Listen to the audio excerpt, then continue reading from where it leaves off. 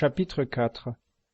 Quand le Seigneur connut que les pharisiens avaient appris que Jésus faisait plus de disciples et en baptisait plus que Jean, toutefois ce n'était pas Jésus lui-même qui baptisait, mais ses disciples, il quitta la Judée et s'en alla de nouveau en Galilée.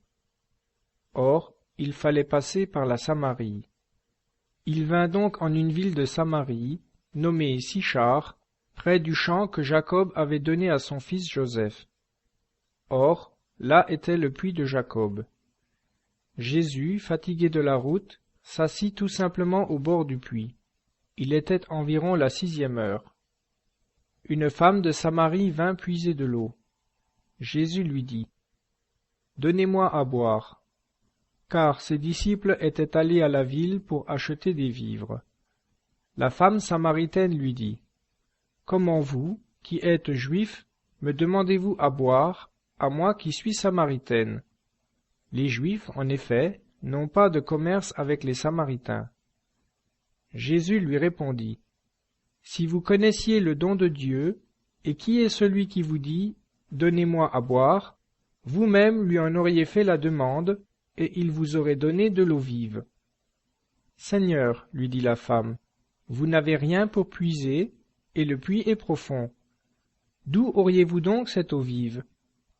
Êtes-vous plus grand que notre père Jacob, qui nous a donné ce puits et en a bu lui-même, ainsi que ses fils et ses troupeaux ?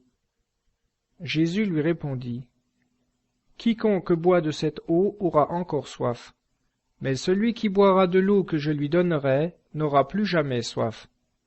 Au contraire, l'eau que je lui donnerai deviendra en lui une source d'eau jaillissante jusqu'à la vie éternelle. » La femme lui dit : « Seigneur, donnez-moi de cette eau, afin que je n'aie plus soif, et que je ne vienne plus puiser ici. » « Allez, lui dit Jésus, appelez votre mari et venez ici. » La femme répondit : « Je n'ai point de mari. » Jésus lui dit : « Vous avez raison de dire : Je n'ai point de mari, car vous avez eu 5 maris, et celui que vous avez maintenant n'est pas à vous. En cela, vous avez dit vrai. » La femme dit : « Seigneur, je vois que vous êtes un prophète.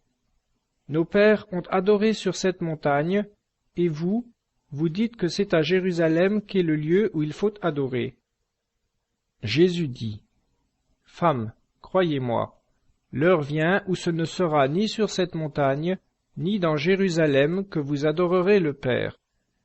Vous adorez ce que vous ne connaissez pas. Nous adorons ce que nous connaissons, car le salut vient des Juifs. Mais l'heure approche, et elle est déjà venue, où les vrais adorateurs adoreront le Père en esprit et en vérité. Ce sont de tels adorateurs que le Père demande.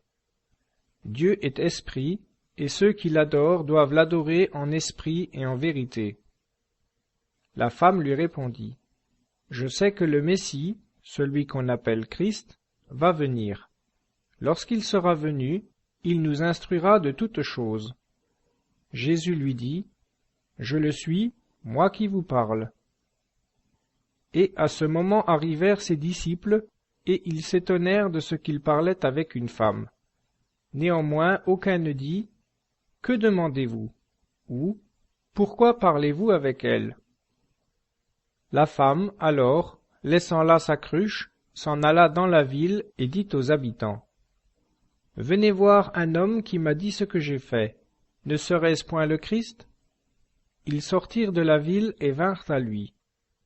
Pendant l'intervalle, ses disciples le pressaient en disant : « Maître, mangez. » Mais il leur dit : « J'ai à manger une nourriture que vous ne connaissez pas. » Et les disciples se disaient les uns aux autres : « Quelqu'un lui aurait-il apporté à manger ?» Jésus leur dit : « Ma nourriture est de faire la volonté de celui qui m'a envoyé et d'accomplir son œuvre. Ne dites-vous pas vous-même : encore 4 mois, et ce sera la moisson. Moi je vous dis : levez les yeux, et voyez les champs qui déjà blanchissent pour la moisson. Le moissonneur reçoit son salaire et recueille du fruit pour la vie éternelle, afin que le semeur et le moissonneur se réjouissent ensemble. car ici s'applique l'adage. Autre est le semeur et autre le moissonneur. Je vous ai envoyé moissonner ce que vous n'avez pas travaillé. D'autres ont travaillé et vous êtes entrés dans leur travail. Or, beaucoup de Samaritains de cette ville crurent en Jésus sur la parole de la femme qui avait rendu ce témoignage. Il m'a dit tout ce que j'ai fait. Les Samaritains étant donc venus vers lui, le prièrent de rester chez eux, et il y demeura 2 jours. Et un plus grand nombre crurent en lui pour l'avoir entendu lui-même. Et il disait à la femme, « Maintenant ce n'est plus à cause de ce que vous avez dit que nous croyons, car nous l'avons entendu nous-mêmes, et nous savons qu'il est vraiment le Sauveur du monde. » Après ces 2 jours, Jésus partit de là pour se rendre en Galilée. Car Jésus avait déclaré lui-même qu'un prophète n'est point honoré dans sa patrie. Lorsqu'il fut arrivé en Galilée, les Galiléens l'accueillirent, ayant vu tout ce qu'il avait fait à Jérusalem pendant la fête, car eux aussi étaient allés à la fête. Il retourna donc à Cana en Galilée, où il avait changé l'eau en vin. Or, il y avait un officier du roi dont le fils était malade à Capharnaüm. Ayant appris que Jésus arrivait de Judée en Galilée, il alla vers lui et le pria de descendre pour guérir son fils qui était à la mort. Jésus lui dit, « Si vous ne voyez des signes et des prodiges, vous ne croyez point. » L'officier du roi lui dit, « Seigneur, venez avant que mon enfant ne meure. » « Va, lui répondit Jésus, ton enfant est plein de vie. » Cet homme crut à la parole que Jésus lui avait dite et partit. Comme il s'en retournait, ses serviteurs vinrent à sa rencontre et lui apprirent que son enfant vivait.